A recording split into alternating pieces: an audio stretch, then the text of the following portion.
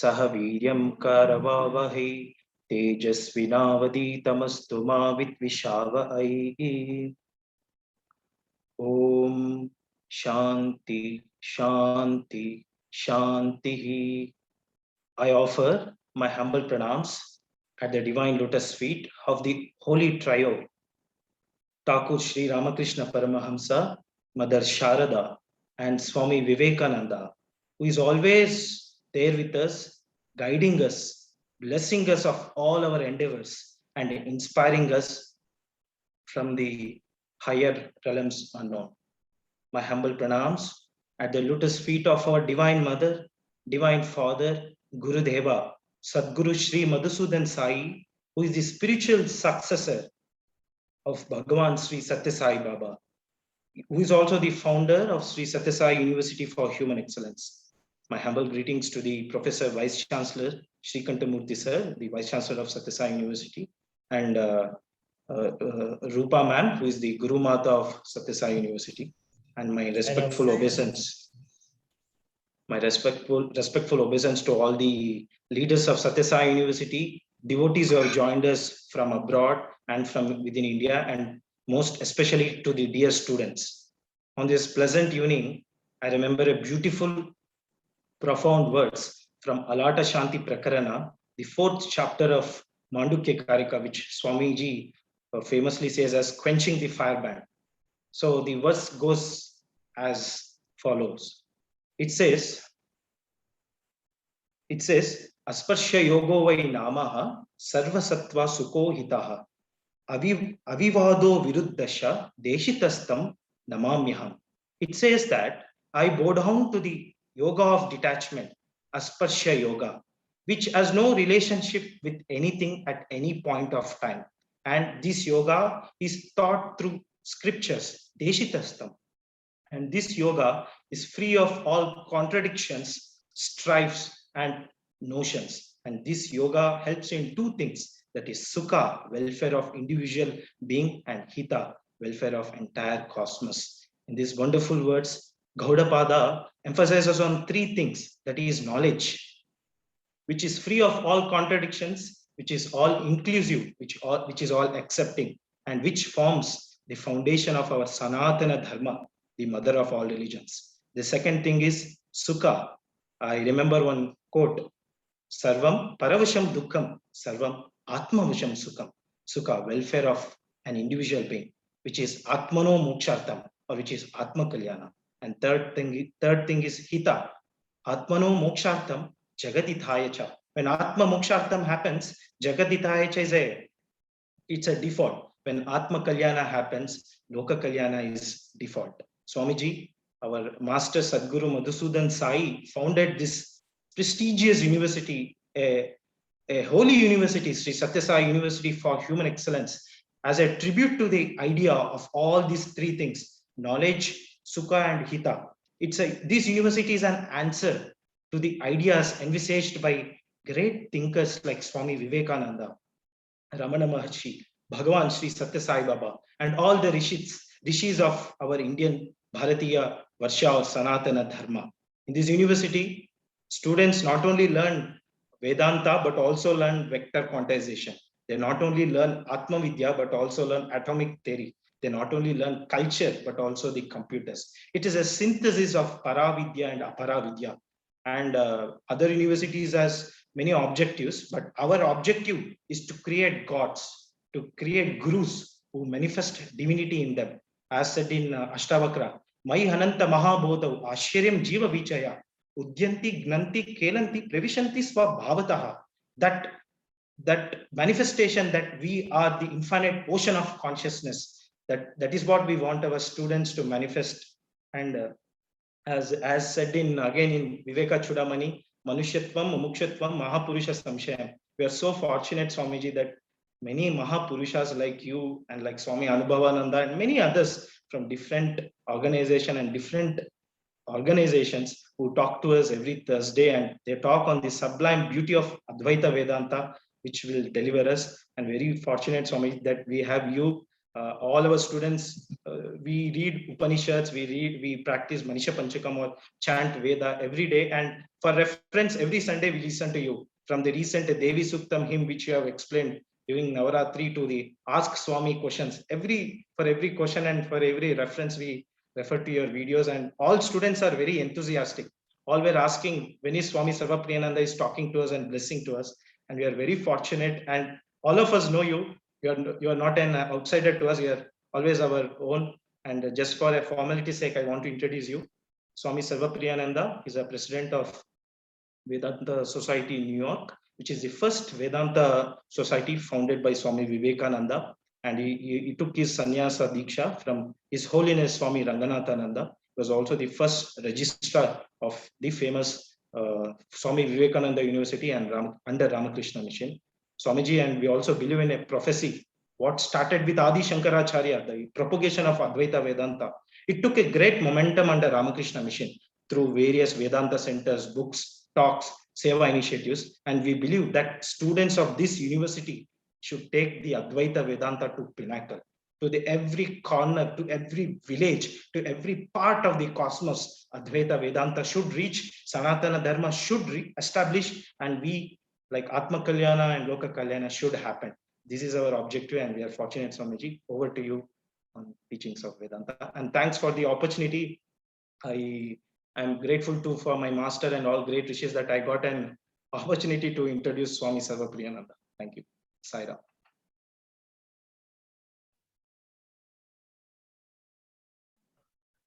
Thank you so much. Respected Vice Chancellor, sir, and respected members of the faculty of the Sri Sathya Sai University for Human Excellence, devotees and other admirers of the university who have gathered online, and my dear students, it's indeed a privilege for me to be able to address all of you, to talk to you this, it's evening there, it's morning here in New York, about Vedanta, which is my favorite subject. I'm glad to see so much enthusiasm about Vedanta, about spirituality there at your university. So I'll speak to you a little bit for maybe 45 minutes to less than 1 hour, and then we'll have some time left over for interaction.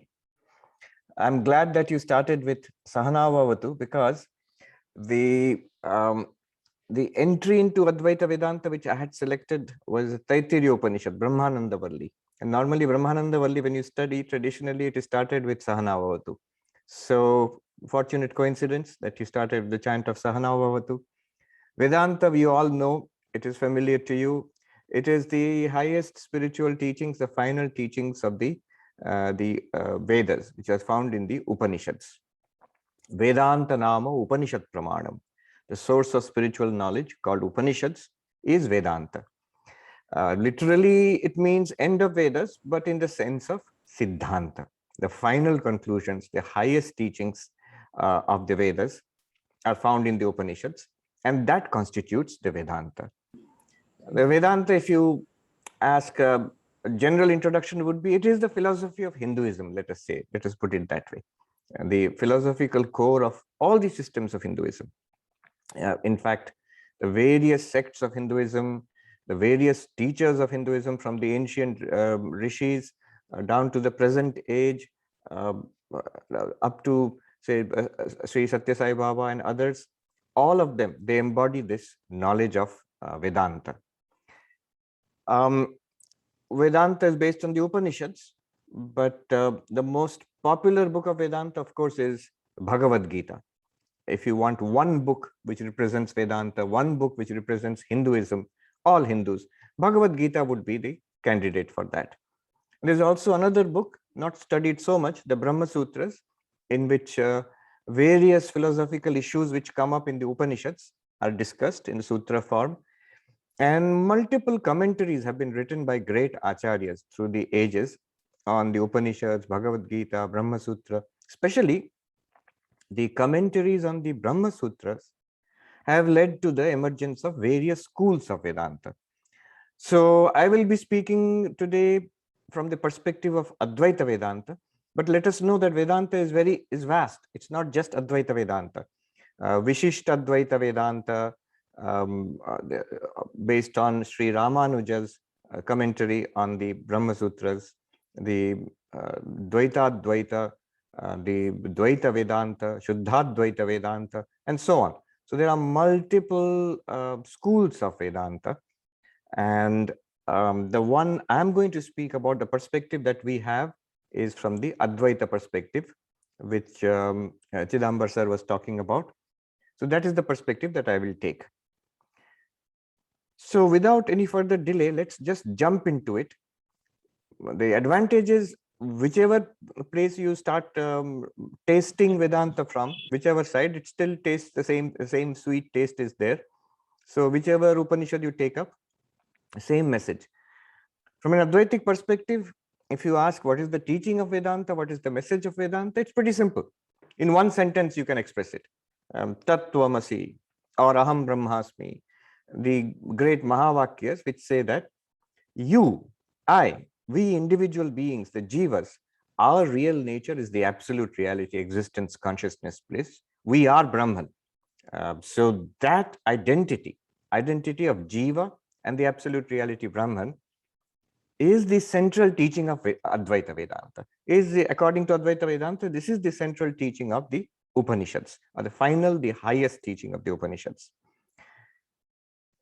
Today, I've selected one of my favorite passages, that is the entire the section in the Taittiriya Upanishad, which is called the Brahmananda Valli. You get a very comprehensive idea about what is Vedanta, what's the ultimate reality according to Vedanta, what is the procedure or method, and what is the goal, what is the final result. So let me just go into it. We will just just try to walk with me as we go. We'll take a big picture view, a sweeping view of Vedanta. In the Brahmananda Valli, the first sentence itself, Brahma vidapnoti param, the knower of Brahman attains the highest. Brahma vidapnoti param, a short, sweet sentence in which everything, my feeling is all of spirituality is compressed in that short sentence. The knower of Brahman attains the highest. Now, the moment we hear this, three questions will arise or should arise in our minds. Knower of Brahman attains the highest, then the first question will be, what is Brahman? With Vedanta, we keep talking about Brahman, Satchidananda, the highest reality, absolute reality. But what is it? Can you define it? Can you give a precise indication, definition of what this ultimate reality is? That's the first question. Second question is, knower of Brahman attains the highest. So how do you know Brahman? We have to know Brahman, it seems. Then how do we know Brahman? What is the method? What is the procedure? By what instrument shall we know Brahman? By what method of knowledge, source of knowledge, pramana, shall we know Brahman? So the knower of Brahman attains the highest. What is the way of knowing Brahman? Second question. Third question, attains the highest. What is this highest? What do you gain out of all of this? You're studying Vedanta for centuries, millennia in India. What is the result? What is the goal? What are we aiming at? So what is this highest? What is the result of Vedanta? So these three questions. And in that section in Brahmananda Valli, these three questions are answered one after another in poetic, direct language, very, very beautiful language. Brahma vidapnoti param tadeshabhyukta satyam jnanam anantam brahma yo veda nihitam guhayam parame vyoman so ashnute sarvan kaman brahmana vipaschiteti. Three questions, three answers. First question, what is Brahman? So it is said, Tadeshabhyukta, the Upanishad itself says. What is Brahman? Satyam Jnanam Anantam Brahma. Beautiful definition, powerful definition, comprehensive and very profound definition of Brahman. Satyam Jnanam Anantam Brahma. What does it mean? Satyam means reality or existence. Jnanam means consciousness. And Anantam means infinity, limitlessness. Brahman, the ultimate reality according to the Upanishads, is this limitless, infinite existence consciousness. Now, let us understand it a little more. I will just go a little bit into it. Later, you can ask questions. We'll see how much we can understand of what is being said here. It's a beautiful definition. I mean, after all, sometimes when we in religion, we talk about God and ultimate reality, but nobody seems to be able to give a very precise idea of what it is. And here in the Upanishad, we find a very profound definition. Satyam Jnanam Anantam Brahma. So what is Brahma? First of all, start from the end, Anantam. The sentence ends with Satyam Jnanam Anantam Brahma. So Anantam, take up Anantam first. Anantam is a Sanskrit word, but we know the meaning. It's pretty common in all Indian languages. Anta means end, like Vedanta, end of Vedas. Similarly, Anta means end. So Anantam, no end. Anta means limit. Anantam, no limit. What do we mean by limit? Well, there can be limit in, according to Vedanta, three kinds of limits. One is the limit in space. What is limit in space? You are all sitting there in different locations, different halls. So many students are there, hundreds and hundreds. I can see so many of you. Wonderful. You're so well arranged, so disciplined, in so many different locations. So you are located in that particular place, and you are not located elsewhere. I'm located here. I'm sitting here in Manhattan, in New York, but I'm not there. You are there, but you're not here. We are limited in space. We are in a particular place means we are not in any other place. Anantam means no limit in space. In Sanskrit, Desha Paricheda Shunya. When you say Anantam, no limit in space, number one. No limit in space means, that means Brahman, whatever it is not located in a particular place only. Every space, there is no space where Brahman is not. Let me repeat that. Limitation in space means we are in one place, but you're not in another place. You're limited to one place, one particular location in space. No limitation in space means Brahman is everywhere. There can be no space, no place where Brahman is not. So Brahman is not limited in space. The implication is Brahman is all-pervading. Sarva Vyapi. Brahman is all-pervading. That is the implication of what? Of Anantam. Anantam means no limit in space. Therefore, Sarva Vyapi, all-pervading. Wherever you are, Brahman must be there. Second, no limit in time. So time is another kind of limit. So time is limit means, so here we have a limited time. We have started at 7:30 for you, and then we'll be ending by 8:30 or 8:45. That's a limit, beginning and end. There's a beginning and an end. If like a person is born and a person dies, so person is born in say 1920 and the person died in 2000, so 80 years the person lived. Limitation: before that birth the person was not there, and after the death the person is not there. That means that person was limited in time. There was a beginning and an end, but no limit in time. What does no limit in time mean? There is no beginning, there is no end. There was never a time when Brahman was not there. There will never be a time when Brahman will not be there. In Sanskrit, Nitya. And there is no time when Brahman did not exist. There will be no time when Brahman will not exist. Nitya. There is no limit in time. Third kind of limit is object limitation. And this is a little interesting concept. We normally don't. Space limit is easy to understand. Time limit is easy to understand. But object limit is an interesting concept. Object limit means if something is X, it cannot be anything else. So something is, suppose this notebook. This notebook is an entity, which means it's a notebook. It is not a chair. It is not Swami Sarvapriyananda. It is not the sky, not the earth. It is a notebook only. I am this person only, but I am not other persons. You are one person, but you are not the other persons. So this is a kind of limit. Can you think of it as a limit? That moment I am something, then I exclude everything else. I am different from everybody. This difference from everything, I am only one thing and not anything else. This is a kind of limit. Now, Brahman does not have this limit.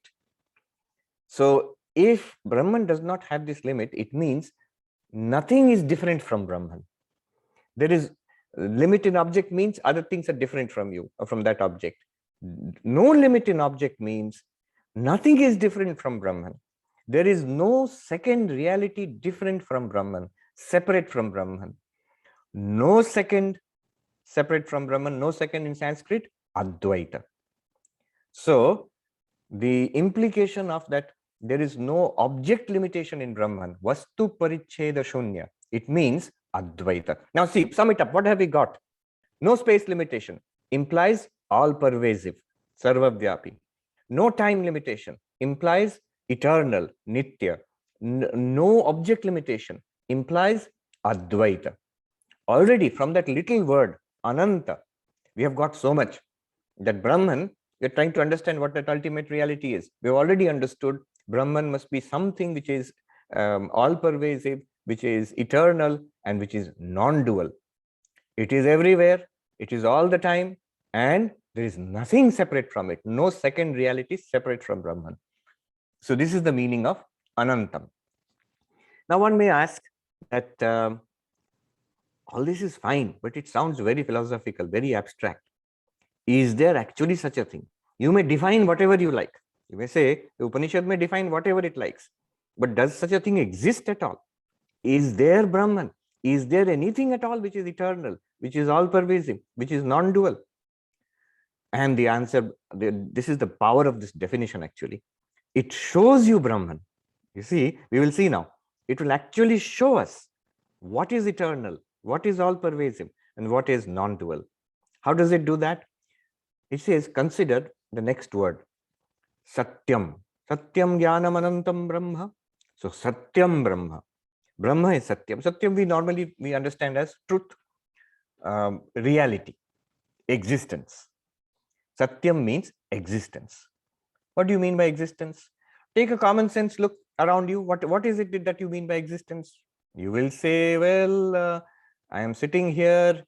I exist, the chair exists, this hall exists, you're sitting in the hall, your hall exists, the light exists, even space exists in some sense, the world exists, all these objects exist. So is this Brahman? If you say existence is Brahman, then all these existing things are there around me. So are these Brahman? Chair, table, human beings, plants, sky, earth, are these things Brahman? Apply that Anantam. The Brahman is Anantam, not only Satyam, but Anantam. Anantam, no limit in space, no limit in time, and non-dual, no limit in object. So these existing objects, chair, table, person, are they all pervading? Look at the chair you're sitting on. Is it all pervading? Is it across the universe pervading? Not at all. It's a very limited thing. Is it eternal? Not at all. It was produced at one time. It is existing now. One day it will break. It is subject to beginning and end. So all the existing things which we see around ourselves are subject to beginning and end. They are located in a particular place. And they're certainly not non-dual, because there are millions and billions of entities which are different from that. So existing things which we are aware of, if you look around yourself, all these existing things are very limited. They are not Anantam. But Upanishad says, Satyam Jnanam Anantam Brahma. So there must be something which is Satyam and Anantam. What is that? So there is a whole process of, in Advaita Vedanta, we take an implied meaning, Lakshyartha. But what we get finally is not very difficult to understand. Notice all the existing things around you. Chair exists, floor exists, room exists, computer exists, man exists, woman exists. Now, chair, table, computer, floor, room, man, woman, they are all limited. But can you think of the existence which you see in all beings? notice the existence. Come, bring your awareness to the very fact of existence. You know what it is like. If you see many golden ornaments, necklaces and bracelets and rings and whatnot, in all of them, there is one common reality: gold. And that is the only reality, because without that gold, these ornaments will not exist. So the very existence of those ornaments depends on the gold. Similarly, can you look at the whole universe and see all these existing things and think of just like gold, the underlying reality of those ornaments? Can you think of existence itself? That is the reality. Existence itself, with a particular name and a form, appears as a man, as a woman, as a chair, as a table, as sky and earth and water. All of these things which we consider existence, existing entities, they are that same reality which you can call existence, plus name and form and function, nama rupa vyavahara. So this is the meaning of Satyam Anantam. This existence, where you find everywhere, is it all pervasive? Yes. Wherever anything exists, existence must be there. Just like wherever there is a golden ornament, gold must be there. Wherever any existing thing is there, existence must be there. Whenever any existing thing is there, at any time, existence must be there, because if it does not, if existence is not there, then that place itself will be non-existent. That thing itself will be non-existent. The time itself will become non-existent. So existence must be there everywhere, all the time, and in all things. Notice, existence is non-dual. Can you think of any second reality apart from existence? See, it's a trick question. Answer is very simple. Apart from existence means other than existence. Other than existence, non-existence. Other than Sat, Asat. So non-existent things do not exist. Existence alone is the reality.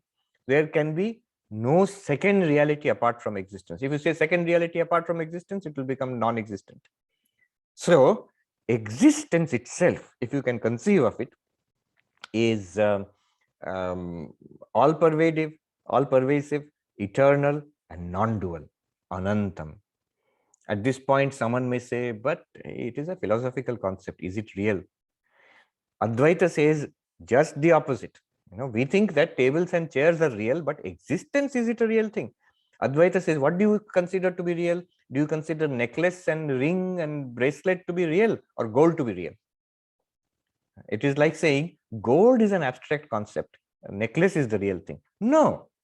Without the gold, no necklace is possible. No bracelet is possible. Without existence, no entity is possible. Universe itself is not possible.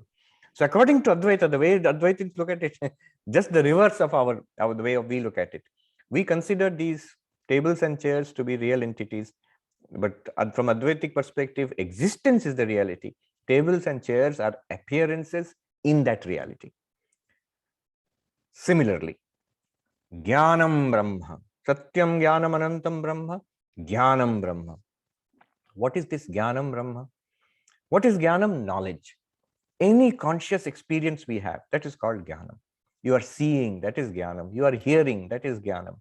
You are sitting there feeling the presence of your body on the floor of the chair, that is Jnanam. You are remembering, that is Jnanam. You understand, that is Jnanam. So all kinds of conscious experiences are Jnanam. Now you can see where this is leading. Each conscious experience by itself is not Anantam, because conscious experiences have a beginning, have an end. They are different from each other. They are not all pervasive. That same conscious experience is not there everywhere. But in all these conscious experiences, you can easily fill up the blanks. Just like in all existing things, there is one thing common: existence. In all conscious experiences, there is one thing common: consciousness. That consciousness itself, is it all pervasive? Yes. Wherever there is a conscious experience, consciousness must be there by very definition. Is it eternal? Yes. Particular experiences have beginning and end, but consciousness has no beginning and end. I'm not going to go into the dialectics of that, but it's pretty simple to derive. And is it non-dual? It is non-dual, because any conscious experience cannot be other than consciousness. So consciousness and existence, Satyam and Jnanam, that is here I'm talking about existence itself, consciousness itself. I'm not talking about any particular existing thing. I'm not talking about any particular knowledge event or consciousness event. I'm talking in general about existence consciousness. This existence consciousness is Anantam. This is Brahman. Now, can you say that this is an abstract thing? No. Are you not experiencing existence everywhere? Yes. And isn't all your experience, everybody's experience, isn't it continuously pervaded by consciousness? Is any kind of experience, anubhava, possible without consciousness? No. Whatever we call our life is like this movie of consciousness. Constantly we are having various experiences. On the background, there is always consciousness. Without consciousness, no experience is possible. Shankaracharya says, Yasya nirakarta tasyeva atmasa. Whoever denies this, it is the Atma of that very denier. Suppose I say, I am not conscious. To even say that, to think that, I must be conscious. Suppose I say, I do not exist. To say that I do not exist, I must exist. So existence consciousness is undeniable. And this is Brahman. Limitless existence consciousness. This is pure consciousness, pure existence. This in Sanskrit, this is called Sat and Chit. Satyam means the Vedantic Sat, pure being. Jnanam means the Vedantic Chit, pure consciousness. Someone may ask at this point, we have heard about Satchidananda, you are not mentioning Ananda. So from an Upanishadic perspective, that Anantam itself is Ananda. Another Upanishad says, Yo vai bhuma tat sukham, nalpe sukham asti. That which is infinite, that itself is Ananda, Sukha. There is no real Sukha in the limited. That which has beginning and end, that which is particular, that which is separate from everything else, there's no real Sukha there. So this infinite, unlimited existence consciousness, this is Ananda. So Satyam Jnanam Anantam Brahma. This is the definition. Why are we saying all this? Remember our questions. First question was, what is Brahman? This is Brahman. Infinite existence consciousness which we are experiencing all the time. That is Brahman. All right. Second question, if you remember, three questions. What is Brahman? How do we know Brahman? And what do we get out of it? Second question is that, how do we know Brahman? And the Upanishad says, Yovaveda nihitam guhayam parame vyoman. You have to know Brahman in the sacred space, in the cave of the heart. Very poetic language. Cave of the heart, in the sacred space, the cave of the heart, there is Brahman. You have to know that. What does it mean? It is just a poetic way of saying a simple thing. You have to know Brahman as I am Brahman. Not that there is something called Satyam, Jnanam, Anantam, Brahma. Not that. I am Brahman. So each of us, we have to realize I am Brahman. I am that infinite existence, Satyam. Not the body which is born and dies. I am that unlimited consciousness which is Jnanam. Not just this seeing, hearing, smelling, tasting, touching. Not just this much. And I am that I am Anantam, limitless. So I am Purnam. This is my real nature. I have to know this. And this is the way to know Brahman. What is the way to know Brahman? As I am Brahman. We may think, that is easy to say, but how will I know I am Brahman? What is the method? So every Upanishad gives a method. In the Taittiriya Upanishad, we find the famous Panchakosha Viveka. The Panchakosha Viveka, the analysis of the 5 sheets. What are these 5 sheets? We are experiencing all the time in this physical body and mind. The method is this. Like any great teacher, Upanishad always tries to take us from the known to the unknown. That the maxims of good teaching is from known to unknown, from the near to the far, from what is to what shall be. Of course, in Vedanta, the whole thing becomes reversed. Not to unknown, it is more than known. Not from near to far, near to nearest, our own real nature. Not from what is to what shall be, what appears to be to what really is. That is what Upanishad does. So, Upanishad asks us, so you don't feel that you are Brahman? No. What do you feel that you are? Let's start with what we feel we are. The moment the Upanishad says, all right, point yourself out. I am Brahman, that is the goal. But right now, what do you think you are? We feel, I am this. Here, this thing. So you feel your body, we say, yes, I feel I am the body. Upanishad starts with the body, the physical body. And Upanishad has these names which it gives. Annamaya kosha, Annamaya for the physical body, Pranamaya for the vital body, Manomaya for the mind, Vijnanamaya for the intellect. And there's one causal body which is called Anandamaya. Now, what the Upanishad does is, in that same Brahmanandavalli, it says, all right, please focus on your own body.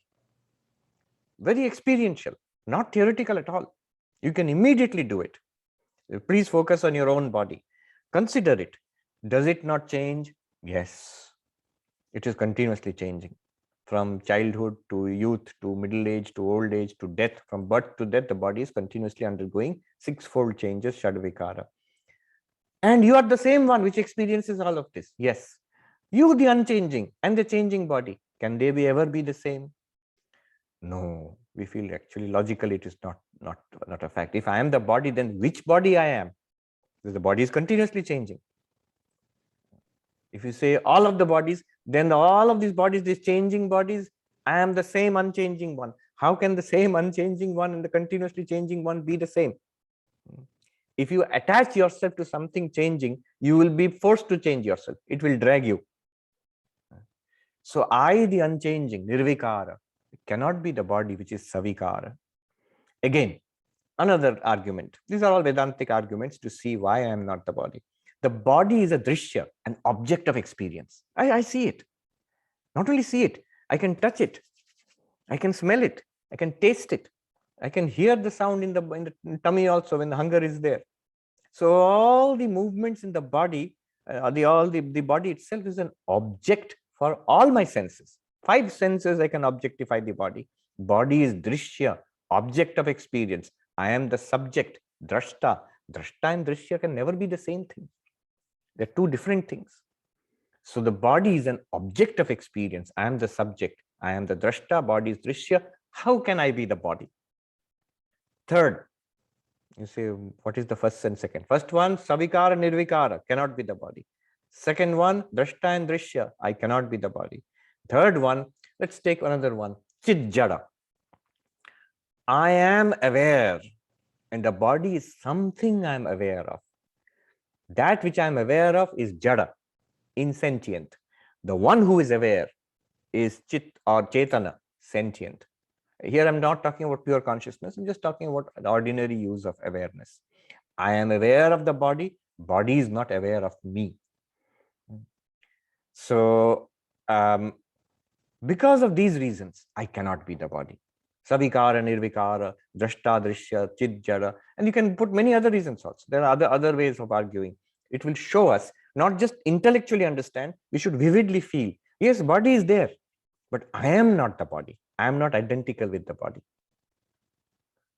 Then what am I? And the Upanishad says, Anyantaratma pranamayaha. Consider what is subtler than the body. What is inward, antara, inward to the body. Why inward? Because we feel, if you say that I'm not the body, but where do you think you are? You don't feel I'm outside the body. You feel I am somewhere here. So inwards into our, not inwards physically into the body. If you physically go into the body, what will you find? More body only, blood, flesh, bones you will find. So inward in our experience of ourself, we find the next subtle thing we find is the pranamaya, the physiological processes which keep this body alive, the life processes, pranamaya, including breath and so on. So am I life? Am I life, vitality, the physiological processes themselves? Again, apply the same logic. Are they changing? Does prana change? Of course. Sometimes I'm energetic, sometimes I'm tired, sometimes I'm hungry, sometimes I'm satiated. Prana changes continuously. I am the same one. I felt tired, now I feel energetic. I felt very alert, now I feel sleepy. I felt very hungry after eating nicely, and now I feel full. So I am the same. Prana is changing. Savikara, nirvikara. I cannot be the same thing as prana. Body is there, prana is also there, but I am not the body or the prana. Similarly, drashta, drishya. Are you aware of the prana? Of course. When you do breathing meditation, breathing in, breathing out, are you not aware of it? If you are aware of it, the prana becomes is drishya, object, and you are the drashta. Drashta and drishya are not the same, so you are not the prana. Similarly, chit jada. Are you aware of the breath, or is the breath aware of you? This is a funny question. Of course, I am aware of the breath. Breath is just mechanical motion in the lungs and the breath, air going in and going out. How can it be aware of me or anything else? Breath is not aware of itself, nor aware of anything else. I am aware of the breath. So I am Chetana, breath is Jada. How can it be the same thing? So I am not the same as Prana.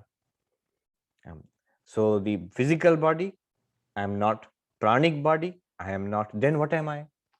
Upanishad says, Anyantaratma Manomayaha, mind. You're thinking, all of you are thinking now. What is this fellow saying? You're thinking, this is a thought. So this is mind, Manomaya, mind. Am I mind? Most of us, grown-up people, thinking people, educated people, we actually think of ourselves as the mind. But again, apply the same logic, changing, unchanging. Does the mind change? Of course, the mind changes. If anything changes, mind is continuously changing. From morning till evenings, just today itself. You see how many times you felt alert, how many times tired, how many times excited, how many times bored, how many times happy, how many times irritated. Same mind changing so much. And yet you are the one who was seeing all the happy, irritated, excited, bored, sleepy, alert. Say the various states of the mind are experienced by you alone. You, the unchanging, and the changing mind cannot be the same. Do you know your own mind? Of course. If there is happiness in the mind, I know I am happy. If there is pain and unhappiness in the mind, I know I am unhappy. The mind is drishya, I am drashta. Not only that, very interesting. The mind is jada, I am chetana. How interesting. Normally, at this point, modern psychology, modern philosophy of mind, they are unable to distinguish between consciousness and mind. They make it one. But it's very easy to distinguish between consciousness and mind. You are aware of your thoughts. Your thoughts are not aware of you. Just try this experiment. Just think in your mind one thought, any thought, 1, 2, 3. 1, 2, 3 for you, just think. Now, are you aware of that thought? 1, 2, 3, 4. You say yes. Is 1, 2, 3, 4 aware of you that this fellow is thinking me? Hello, Swami, you are thinking me? No. 1, 2, 3, 4 is a thought. It's not aware of anything else. It's just like talking mentally. So thoughts, you are aware of the thoughts. The thoughts are not aware of you. Those are drishya and you are the drashta. You cannot be the same thing as your thoughts. Then drishta, drasha and chit and jada, of course. You are aware of the thoughts. So your awareness is on your side and not on the side of the thoughts. Thoughts are jada. Because of these reasons, I am not even the mind. What a tremendous conclusion. I'm moving very fast, but the process is at each step, you stay with this. You take some time to experience that I am not the body. I am not the prana. I am not the mind. Mind is there. Thoughts are going on, but I am not it. I am different from it. I am experiencing it. Then am I the intellect? Upanishad says, Anyantaratma Vijnanamayaha. Go deeper, go more inwards. What do you find? Another function of the mind itself. For our purpose, we are separating it and treating it as separately as intellect. And definition of Nischayatmika Antakarana Vritti, Buddhi is that Nischayatmika Antakarana Vritti. The determinative function of the Antakarana is called intellect, Buddhi. Simply the faculty by which we are trying to understand all of these things. That is called intellect, Buddhi. Am I Buddhi? Again, apply the same thing. Savikara, Nirvikara. I'm giving as homework for you, students. Does Buddhi change? Yes. Is Buddhi experienced? Do you experience it when you're trying to solve a math problem and I'm unable to solve it? I feel it. Then finally, I crack the problem and I feel, oh, I got it. That's Buddhi. And you are aware of it. So the Buddhi is Drishya. You are the Drashta of the Buddhi. The Buddhi is Jada. You are Chetana. You are aware of the Buddhi. Buddhi is not aware of you. So it is an instrument, a very sophisticated instrument, a very subtle instrument, but it is not you. I am not the Buddhi. Now we can understand why Shankaracharya sings Mano Buddhya Hankara Chittani Naham, Nirvana Shatakam. I am not the mind, I am not the memory, I am not the ego, I am not the buddhi. Mano Buddhya Hankara Chittani Naham. Why? Same logic. Savikara, Nirvikara, Drashta, Drishya, Chidjara. Then what else is there? You turn inwards. Further. Anyantaratma Anandamaya. We're going deeper and deeper. Upanishad, remember the Upanishadic word. The cave of the heart, Buddhi Guha, or in the cave of the heart, you will find Atma. We are trying to find the Atma, going deeper and deeper into our own existence. This Anandamaya, what is it? It is basically the experience we have in deep sleep, in Sushupti. That shows what Anandamaya is. Suppose there are no thoughts, no imagination, no perception. Buddhi also shuts down. What will you experience? Complete blankness. That blankness, beyond the activity of the mind and the Buddhi, is the Anandamaya. What we resolve into in deep sleep or consciously in deep meditation also. One can deliberately experience that. So this Anandamaya, am I the Anandamaya? Is that the Atma? Again, that deep sleep experience, it comes and goes. It is something which is experienced, and it is Jada. It does not know me. I know my Sushupti experience. The Sushupti experience does not know me. So I cannot be the Anandamaya also. Now see, we have rejected all, whatever candidate is put forward. For who am I? Body? No, I am not the Annamaya. Prana? No, I am not the Pranamaya. Manomaya? No, I am not the mind. Vijnanamaya? No, I am not the intellect. Anandamaya? No, I am not the causal state also. Then what am I? And the Upanishad keeps silent at this point. We feel cheated. Oh, Upanishad was going to show me Satyam, Jnanam, Anantam, Brahma. I am Brahman. Nothing. Quiet. What the Upanishad wants us to understand is, I am that consciousness which is revealing all these five.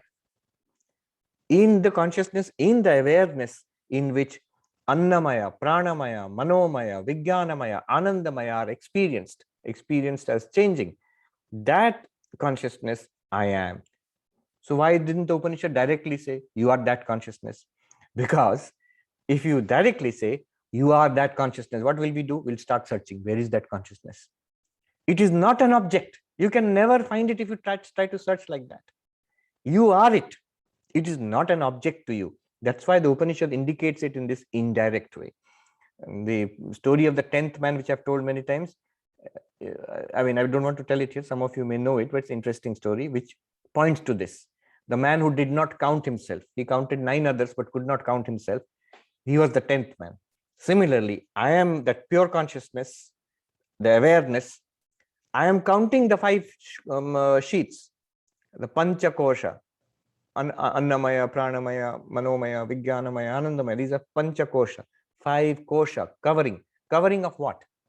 Covering of myself, my real nature. What is then my real nature? It is awareness. It is awareness, but not thoughts, feelings, emotions, ideas. Thoughts, feelings, emotions, ideas, Manomaya, Vijnanamaya. It is beyond that. The awareness which illumines all of them.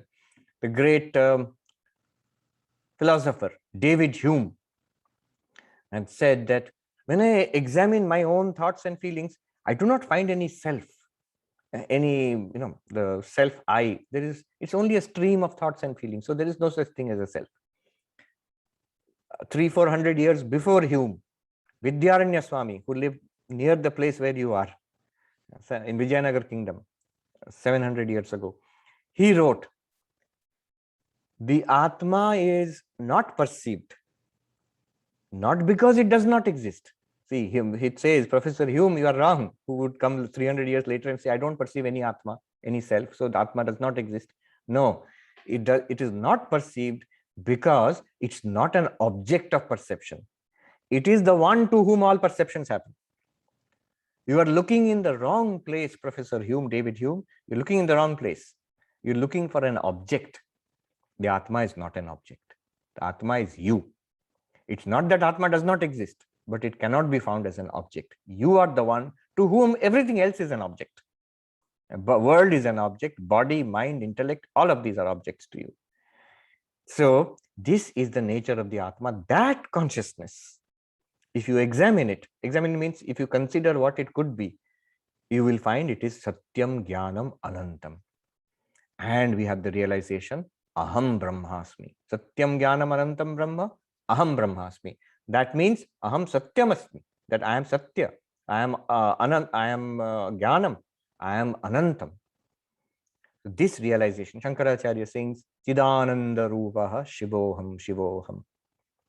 Instead of giving a long, boring lecture, Shankaracharya made a beautiful hymn, 6 stanzas on Nirvana, exactly the same message. I am not this, neti, neti, neti, and then Chidananda Rupaha Shivoham Shivoham. Suppose this becomes a living reality. First of all, we have to hear this. Now we are hearing. This is called Shravana. Then we have to understand. This understanding will have many objections, many questions, hopefully. So when we do that, raise questions and try to get the answers to my questions, that is called Mananam, which we will do a little bit now. And then Nididhyasana. What I have understood, what I have heard, what I have understood, once Shravana is complete, Manana is complete, to make it a living reality, that a feeling that even after understanding, I continue to feel and behave like unlimited body mind. To overcome this past conditioning, Vedantic meditation, you stay with the experience, with this clarity, I am Brahman. Very soon you will see it's a fact. It is always a fact, but we don't recognize it. So this is the method of knowing. Once we have this, what can we expect? What is the benefit of all of this? And the Upanishad says, Yo Veda Nihitam Guhayam Parame Vyoman So Ashnute Sarvan Kaman Saha Brahmana Vipaschiteti. When you realize I am that Brahman, which is consciousness, then what will happen? Ashnute Sarvan Kaman Saha. All your desires, whatever you may desire, it will all be fulfilled in a flash forever. That's very attractive. We feel very, so I want high marks in my graduation from the Satya Sai University, then I want a good job, and then I want a house and car and family and all of the material benefits, plus I want to be famous and well known and successful. All of that will I get at one flash if I realize I am Brahman? That's not the meaning. The meaning is whatever we are trying to do by getting all these things, money and power and knowledge and name and fame and success, by all these methods, what are we trying to do? We are trying to get fulfillment. We are trying to get satisfaction. We are trying to get ananda. Paramananda prapti, the attainment of lasting, deep fulfillment. That's what we are trying to get in all these ways. And Vedanta says the only real way of getting Paramananda, of getting lasting fulfillment, is the realization that I am Brahman. So that happens. And there is one section in the Brahmanda Valli called the Ananda Mimamsa, very interesting section. There it is said, so how do we get happiness? Vedantic science of happiness. The idea is that happiness is within us. Our very self, my real nature, Atma, Brahman, that is happiness. And that is reflected, that is experienced in the mind when the mind is calm and sattvic. And that's what we feel as happiness. But unfortunately, what has happened to us, there are desires in our mind. I want praise, I want money, I want success. And as long as those want is there is unhappiness in the mind. The moment my want is fulfilled, I want money, I get a lot of money. What will happen? That desire will be fulfilled, at least for a short while. And that desire, like a wave in the mind, it subsides. Our happiness, which is within, which is the Atma itself, it is reflected in that calm mind. We feel a burst of happiness. In this reflected happiness in the mind, we feel, oh, so this is happiness. This is what I was looking for. And by getting money, I got this happiness. So now I must get more money to get this happiness again. We think we got the happiness due to some external thing. Actually, it is our desire for the external thing which went away, which was satisfied, then our internal happiness manifested itself. So what we call happiness, fulfillment, is already within us. It is manifested or expressed or experienced in the mind from time to time. Now the conclusion is twofold here. One is, then what is the way to get this happiness? Then I must have desires and satisfy the desires, and then I will keep getting happiness little by little. That is one way. That is the Vishayi, the worldly way. There is another way. Let me give up all personal selfish goals of desires. The desires are blocking my happiness. There's only two ways of getting happiness. One is by satisfying the desire, but there's a lot of problem there. To satisfy the desire, you will have to get the objects which you desire. You may or may not get it. And even when you get it, it is only a limited amount of satisfaction you will get. In economics, those who are studying law of diminishing marginal utility, the more you keep consuming, the less and less utility you derive from it. So it is like a downward curve. Satisfaction of desires leads to diminishing returns. Not only that, it is addictive. You will require more. There's a saying that as you pour ghee into a fire, the fire will keep on blazing forth. It will not be doused. As we keep on satisfying desires, the fire of desire will keep on increasing. You will not get peace of mind. Whatever it is, name and fame, money, knowledge. So all of these things, knowledge means for worldly goals. I want to become head of department. My book must be published. I will get this prize and award. There's some happiness there, but that goes away very fast. So that is one way of trying to get happiness, is trying to satisfy desires. The other way is realizing, why should I do this foolish thing of trying to get personal desires? Let me give up personal desires because they will not satisfy me. Renunciation, tyaga. And not that I will not have desires for the welfare of others, that I can have. Let the university prosper, let the students do well, let my parents, family members do well. All of that I can have, not for me. I am Anantam. If I am Anantam, why do I need little things from outside? With that perspective, if one leads one's life, instead of trying to satisfy individual desires, leads a life which is identified with the cosmos, with the welfare of others, and a life of personal sadhana, of bhakti, of meditation, of seva and jnana. The four yogas Swami Vivekananda talked about: jnana yoga, bhakti yoga, karma yoga, dhyana yoga, raja yoga. If this kind of life you lead, whether you are a monk or a householder, whatever you are, then that is the second way to get happiness, and it's a much higher happiness you get. All this I'm summarizing in a simple way from Ananda Mimamsa. So these two tracks they talk about. One is the worldly track. In this life and in heaven afterwards, we're trying to get more and more objects of desires. Let me try to get more and more happiness. But that's a rat race. Even if you win the rat race, you're still a rat. Whereas here, the way of renunciation and spirituality. One is called Vishayananda, the other one is called Bhajanananda. The one is the worldly joy, seeking pleasure in the world, success in the world. The other one is seeking joy in spiritual life. And this is open to everybody. But the spiritual life must be based on Shrotriyasya cha kamahatasya, Upanishad says, fully grounded in Vedantic knowledge. Satyam Jnanam Anantam Brahma, Aham Brahmasmi, I am that Brahman. And my life is grounded on the four yogas. Don't worry, it will not disturb whether you are householder or monk. Everybody can live this. This is the most enlightened view of life given in the Upanishads in Vedanta. Remember that neither Krishna nor Arjuna was a monk. They were both householders. Many of the rishis who taught these things, the Taittiriya Upanishad and all, they were householders also. So one can be monk, one can be householder, but one can be spiritual. So this is the second one, Bhajanananda, the joy of spiritual life, of spiritual practice. Finally, conclusion, Brahmananda, that Ananda Mimamsa talks about something higher than Vishayananda and Bhajanananda also. It says that, notice, whether Vishayananda or Bhajanananda, both are manifestations of one unlimited Ananda which you are. Brahman itself is being reflected in the mind, whether in worldly happiness or in the higher spiritual happiness. You are that infinite Brahman.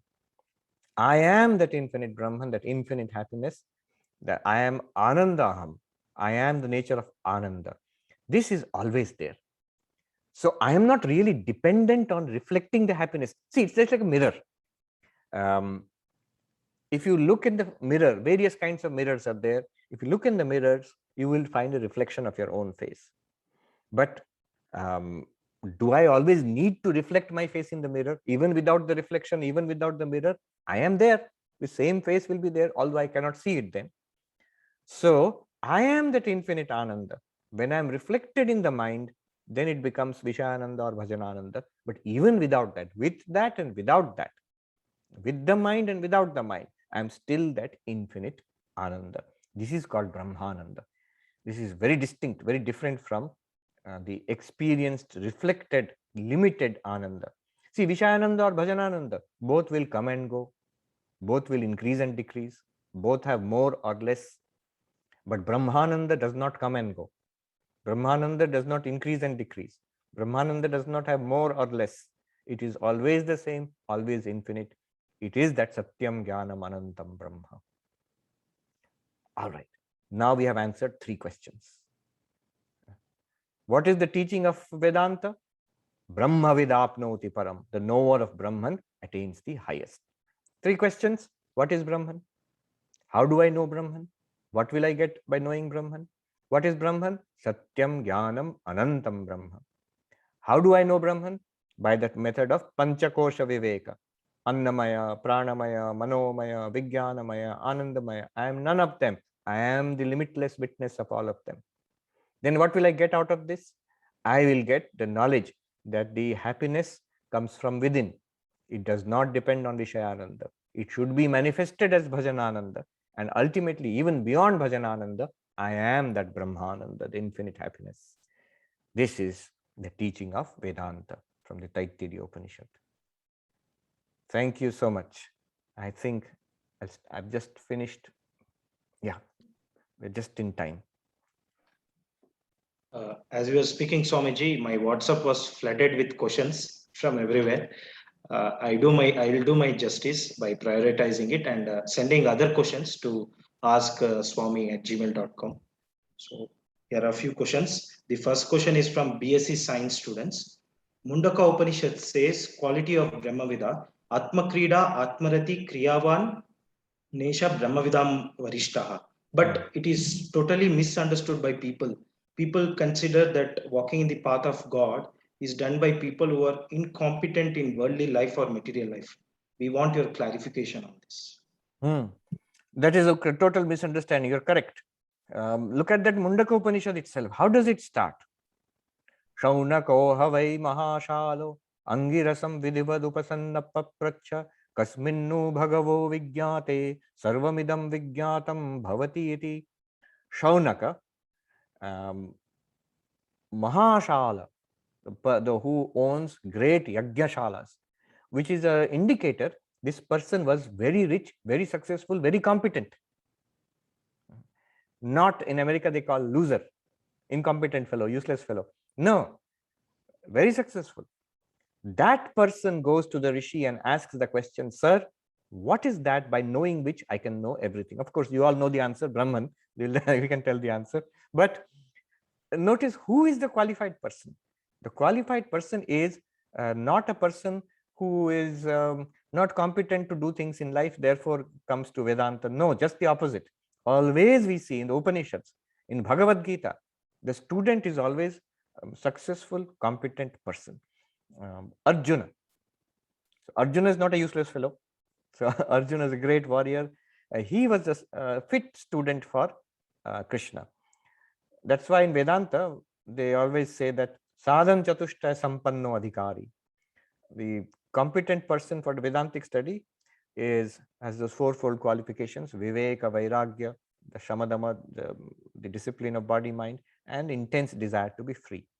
So yes, neither the Vedantic seeker nor the enlightened person is supposed to be incompetent or anything. It's from a worldly perspective, one may feel that. I am crazy about money. This fellow does not want money. I am crazy about enjoying having party all day and night. This fellow is not interested. I can't understand this fellow. So this fellow must be a crazy fellow. Often spiritual people are regarded as crazy people. Look at somebody like Swami Vivekananda. And who will think this person is not competent, more competent than us? So yes. This is the second question from BA Vedic Studies students of our university. How can we differentiate Advaita Vedanta and Pratyabhigna, Kashmiri Shaivism? And related question, is Kashmiri Shaivism closest to Sri Ramakrishna concept of Advaita Vedanta? All right, this is a very good question, but the two systems are very different. There are strong similarities, but there are clear differences also. There is a small book, Kashmira Shaivagama and Advaita Vedanta by Jaidev Singh, which gives some 14 points of difference between, I think 14, 15 points between Shaivism, Kashmiri Shaivism and Advaita Vedanta. For example, let me give 2-3 points of difference. So for example, in Kashmiri Shaivism, the nature of ultimate reality, and in Advaita Vedanta, nature of ultimate reality. What is the nature of ultimate reality in Advaita Vedanta? We just saw Satyam Jnanam Anantam Brahma, infinite existence, infinite consciousness is Brahman, the ultimate reality, the only reality. In Kashmiri Shaivism, it is Prakasha Vimarsha Swarupa, the Paramashiva, the ultimate reality, is not only pure consciousness, it also has the reflective ability of being self-aware. I am Shiva. So Prakasha Vimarsha, Prakasha pure consciousness, same as Advaita Vedanta. Plus one more thing, Vimarsha, the self-reflexivity, that is also there. Very big difference. According to Advaita Vedanta, entire universe is an appearance. If Satyam Brahma, Brahman is existence itself, then all the existing things are not second reality apart from existing, apart from existence itself. They are appearances in existence, just like all the objects in your dreams, just like all the things which you see in a movie screen. Movie screen is real, but the people and the objects that you see there, they are pictures, they are appearances. You, the dreamer, are real, but in your dream, whatever you see, they are appearances. Similarly, the entire universe is an appearance in Brahman. That is Advaita Vedanta. Brahma Satyam, Jagat Mithya, Jiva Brahmaiva Napara. Now, Kashmiri Shaivism will agree Shiva is Satyam, and you, the Jiva, are none other than Shiva. But Jagat Satyam, world is Satyam. Universe is real. How did they accomplish this miracle? They say Shiva has the power of vibration, that Prakasha Vimarsha Swarupa, that self-reflexivity, that gives Shiva the power to generate, to project a real universe. Shiva does not make a false universe, not a magic show, is not a magician, produces a real universe. Now, only thing is, if you go on in this way, if you say, what is the reaction of Advaita Vedanta to this? Advaita Vedanta will say this is not a logical approach. You are making several compromises. The moment you say consciousness and self-reflexivity, pure awareness plus self-awareness is there, Prakasha and Vimarsha. Vedanta will say, into consciousness, you are importing the Vijnanamaya Kosha. To have this self-reflexivity, you need the Vijnanamaya Kosha. I am awareness and also aware of being aware. Then already Buddhi is functioning there. That which is a part of Maya, that which is a part of the awareness, now you have imported it into the ultimate reality. So this is the, in fact, what will Advaitins say to Pratyabhigya philosophy? One good essay is there by Professor Chandradhar Sharma. He has a book, Advaita Tradition in Indian Philosophy, where he discusses the different kinds of Advaita found in India. Advaita Vedanta, Kashmiri Shaivism, Pratyabhigya philosophy, then the Vijnanavada Buddhism and the Madhyamaka Buddhism. So again, where you are, Nagarjuna, the founder of Mula Madhyamaka Karika, the writer, the source of Madhyamaka Buddhism, is there itself. Whole Tibetan Buddhism, Dalai Lama, an entire thing, it all comes from there itself, where exactly more or less you are sitting there. So So Pratyabhigya philosophy is criticized by Chandradhar Sharma in one essay there in that book. Advaita tradition in Indian philosophy, detailed criticism is there from an Advaitic perspective, criticizing Pratyabhigya philosophy. Now, Pratyabhigya philosophy has many advantages also. If you set aside the problems in logic, but many advantages. I asked an expert of Pratyabhigya philosophy in today's world. One of the leading experts is in San Diego University here in California, Professor Sthaneshwar Timalsina. So I said, sir, isn't it that Pratyabhigya philosophy, can we think of it as a phenomenology of sadhana, of spiritual sadhana? When sadhaks do sadhana, you have multiple experiences. You will have visions of gods and goddesses. You will have visions of mantras, of sound, of light. So many experiences are there. Now, what does Advaita do? It dismisses all those experiences. It will say, fine, you are having those experiences, but who is experiencing? What will Ramana Maharshi say? What will Adi Shankara say? You turn away from the experience itself to the consciousness. But what Pratyabhigya philosophy does is, it gives some reality, some value to each of those experiences and integrates it into its philosophy. So I asked Professor Timalsina, isn't it true that Kashmiri Shaivism is a phenomenology of spiritual sadhana, of spiritual experience? As sadhakas experience various things, you develop a complex philosophy where you can put all those experiences, you can have a place for each experience. So we have a very structured, very complex philosophy. Advaita Vedanta, very simple. Kashmiri Shaivism, Pratyabhigya philosophy, actually it's a cluster of philosophies. It's very complex, very rich, very sophisticated. So one advantage, for example, is Advaita Vedanta, if we don't understand it, we'll keep thinking, so what do I do now? I have heard what Swamiji said, Satyam Jnanam Anantam Brahma, but now what do I do? This question, now what do I do? If you ask an Advaita teacher, classical Advaita teacher, the Advaita teacher will say, repeat that same class again. You listen to it again carefully. That question should go away. What do I do? Ramana Maharshi, what would he say? I've heard all this, but what do I do? He will immediately say, who is saying, what do I do? Go back there. Now, many people find this dissatisfying. That is, I want something to do, some practice. There, Kashmiri Shaivism has a great advantage. There's so many practices.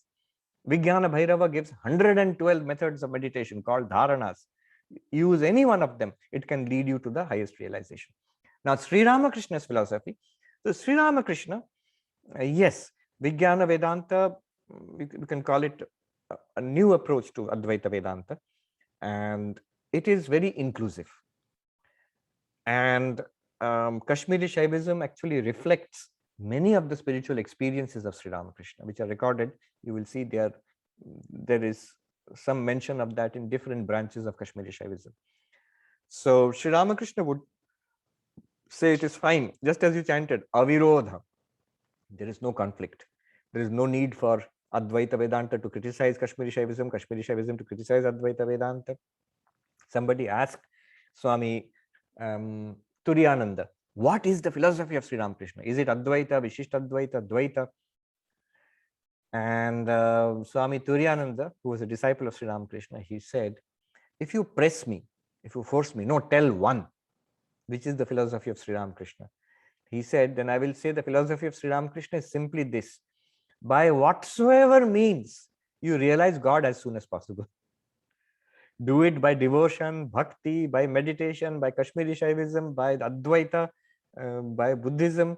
You need not even use the word God in Buddhism. Just that ultimate reality, the nameless reality. We call it Shunyam also. But make it a vivid, living reality, a realization as soon as possible, as fast, as directly as possible. That much alone is the philosophy of Sri Ramakrishna.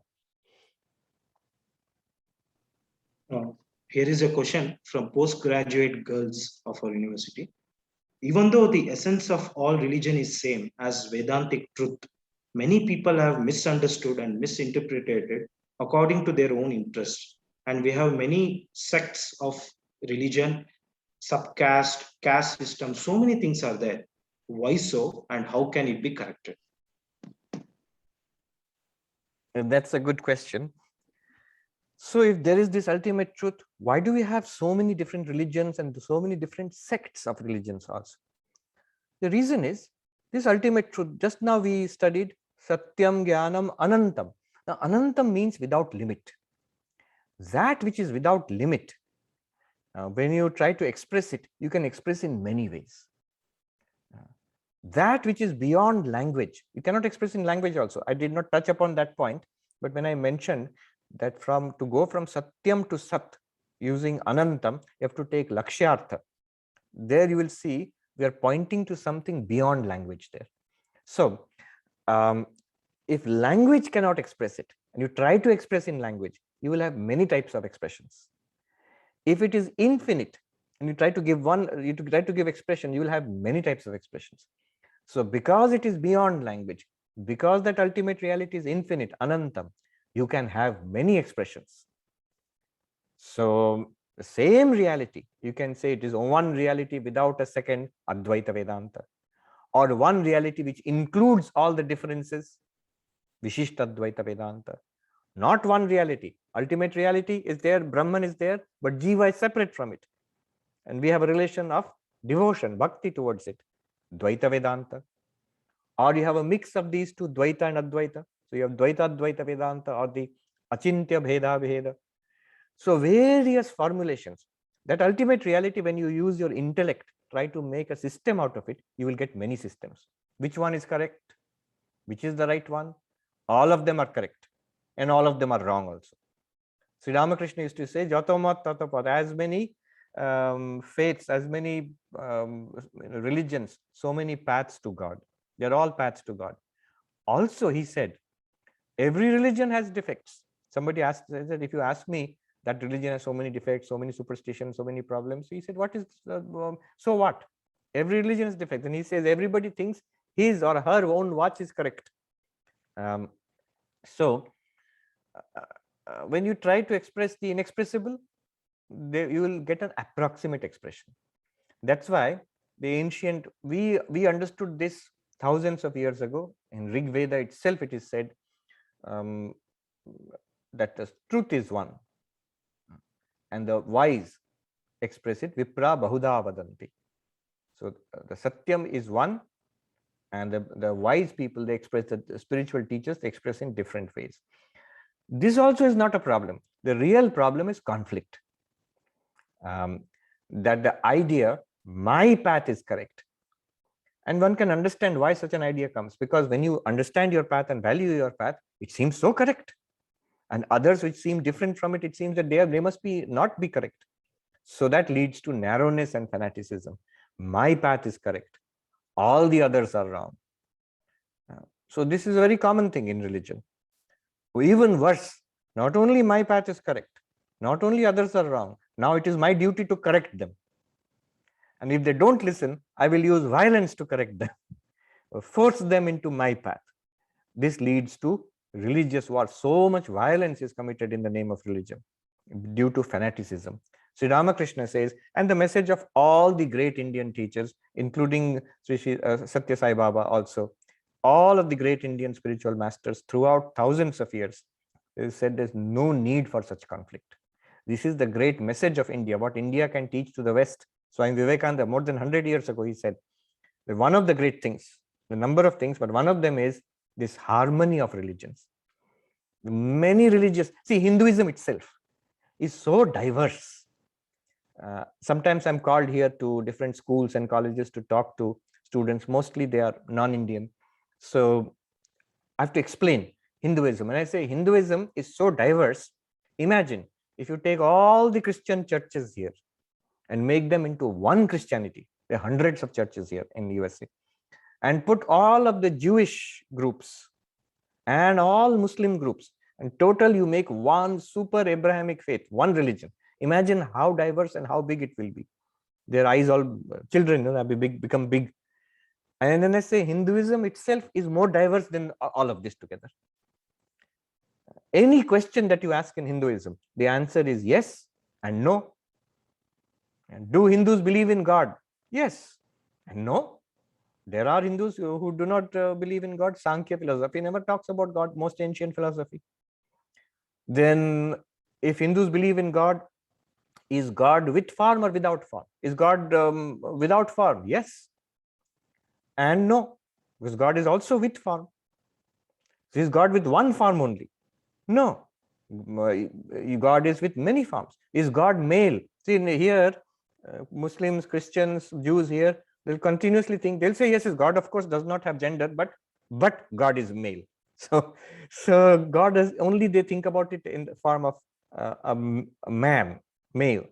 In Hinduism, can God be male? Our answer is yes and no. Easily we worship God as the divine mother, as Lakshmi, as Kali, as Durga, as Devi. So this vast diversity in Hinduism, how is it that we get along? How is it that we don't keep fighting? Because that ekam sad vipra bahuda vadanti. The truth is one, the wise speak of it many. We understand this.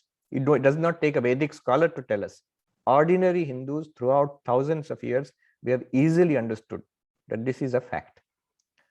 Now, this is one of the great things that Hinduism can teach others, is harmony between religions. There are series of questions from the administrators and the leadership board of university and the organization. I've collated them and I'm expressing it. Swamiji, when we occupy a leadership board or a position in organization, we confront with people, we confront with their different ideas. As it says, Munder Munder Matir Binna. So there will be many thoughts, many people. And sometimes we get appreciation, sometimes we get criticism, sometimes we see their positives and sometimes the limitations. So mind is full of prejudices and mind is full of formations. So as you said, Shravanam happens, Mananam also happens, but when it comes to Nidhi Dhyasanam, we fail miserably. So what is the solution which you recommend us? That's first question. And what is the yardstick or what is a measurement to know that I am walking or we are walking in the righteous path as prescribed by Vedanta? It's a very good question. One thing we have to remember is you're working in a spiritual organization. These teachings, they apply to everybody, but especially to you who are working in a spiritual organization. Now, without doubt, leadership is very difficult. Why is it difficult? Because you have to balance two opposite things. One is you have to include everybody. So you have to be inclusive. The second one is that you have to stand for a certain set of principles where you cannot be flexible. That you have to hold on to, the core ideas. Swami, first one is you have to include everybody. Swami Vivekananda, when he was starting the Ramakrishna mission, he used to write these letters to the other monks. So he said that you can sacrifice everything for universality. Please try to keep everybody together. How do you do that? For leaders, he said. To be a leader, he said, one must be a servant of servants. Nowadays, there's a big talk about servant leadership. There's a big movement in corporate management. More than 100 years ago, Swami Vivekananda again and again wrote, one must be a servant of servants. Any display of, I am the leader, I am in charge, I am higher than you, that destroys the whole thing. So it is best to be humble. You are already in a position of power. You're the head of a department, you're the head of an institution, at the top of all the institutions together. Already you have tremendous power. You don't have to display that. Be as humble, as low as possible, so that, like as being the servant of servants, people will be willing to cooperate with you. On the other hand, the opposite, there is something that you must be inflexible about, which is the core values as set out by Sri Satya Sai Baba and other spiritual teachers in your lineage. You must hold on to that. You stand for that. Sometimes we Hindus are too accommodating. So we try to please others. And the result is nobody is pleased and you lose what you are. You have to. I see that here in the United States itself. We must stand for what you represent, your own values. There is a saying, flow like the water, stand like the rock. So water flows continuously. Whatever obstacle you put in front, it will flow around it. Similarly, be in matters of opinion, in small issues, always be as agreeable as possible. Always try to include all others. In matters of principle, you have to be inflexible like a rock. And those principles are always values. spiritual values, moral, ethical values. So there you have to stand firm. Now, what about criticism and praise? Don't worry about it. To be a leader, you will have to be ready to be unpopular. Nobody can please everybody. The leader who tries to please everybody will end up displeasing everybody.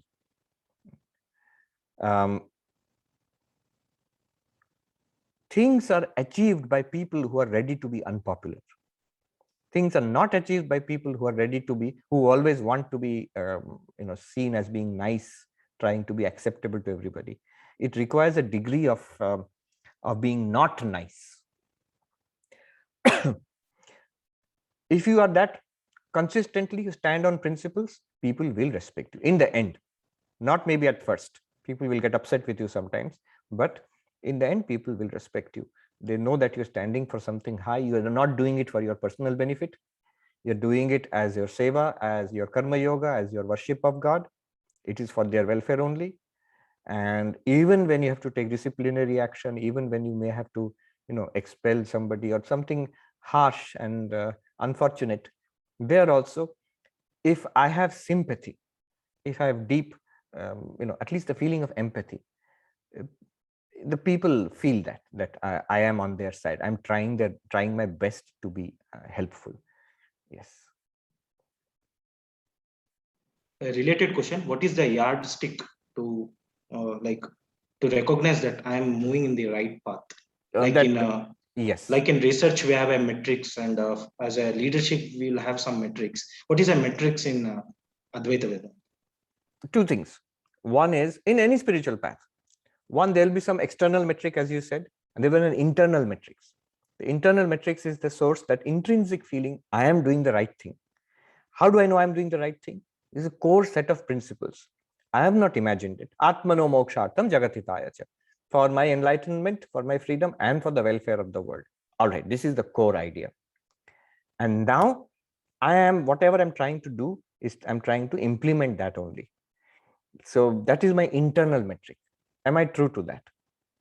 I have to judge that. But don't ignore the external metrics also. Is the institution doing well? Is it financially healthy? Are the relations with workers and staff members good? Are the students generally giving? Nowadays, plenty of feedback is there. Nowadays, all teachers, I did not know that. You can go on like internet and see, rate my professor. So they can give ratings for all the teachers also. It's good to check that once in a while. You may or may not accept it, but it's good to know what other people are saying about me personally, professionally, and institution wise. So internal metric, external metric. Internal metric is always principles. How closely am I following my own principles? I believe in the values of this organization. Am I following or not? If I feel I'm not following, then I should correct myself. Yeah. There are a lot more questions, but I have to prioritize it. This is a last question from our Chancellor, Shri B. N. Narsimurthy ji. Is doing a extensive research on a concept. He wants your guidelines. Swamiji, Sat experienced by Gnani, Chit experienced by Yogi, Ananda experienced by Bhakta. On this concept, is there any reference or a talk of Sri Ramakrishna or Vivekananda or any other Ramakrishna monks? He wants a reference of this by monks. It's a beautiful idea. Sat experienced by the Jnani. The Upanishadic idea of ultimate reality is Sat and Chit and Ananda. But the yogic idea of the ultimate reality is basically Chit, because it is Purusha. One realizes Purusha, Prakriti, Viveka in Patanjali Yoga. And the Bhakta, the path of the Bhakta and the goal of the Bhakta is the path of joy, of Ananda. It is true.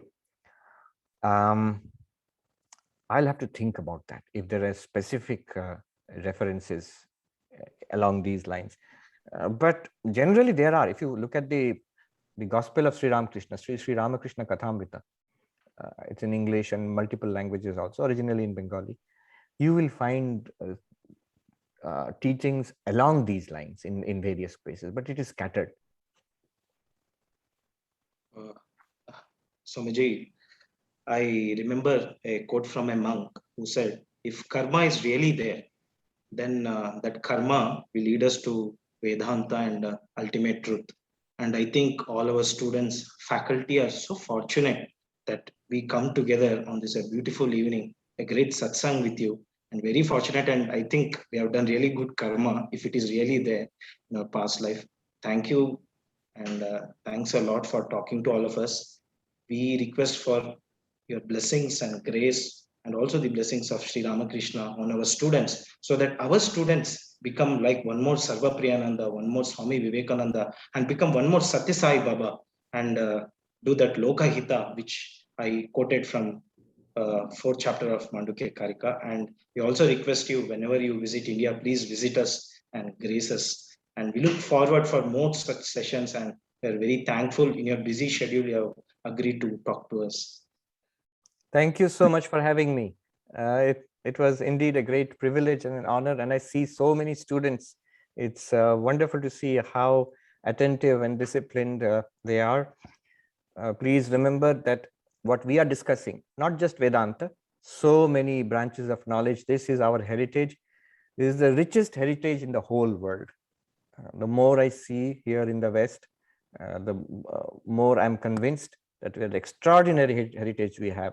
You have to stand on that heritage and develop it further, take it forward, and then nothing can stop you. Thank you. Thank you, Swamiji. I'll request all the students and the staff to end with the Sahana Bhavatu. Om Sahana Bhavatu, Sahano Bhunaktu, Sahaviryam Karavavahi, Tejasvinavadi Tamastuma Vidvishavahi. Om Samastaloka Sukhino Bhavantu, Samastaloka Sukhino Bhavantu, Samastaloka Sukhino Bhavantu. Om Shanti Shanti Shanti. Thank you so much.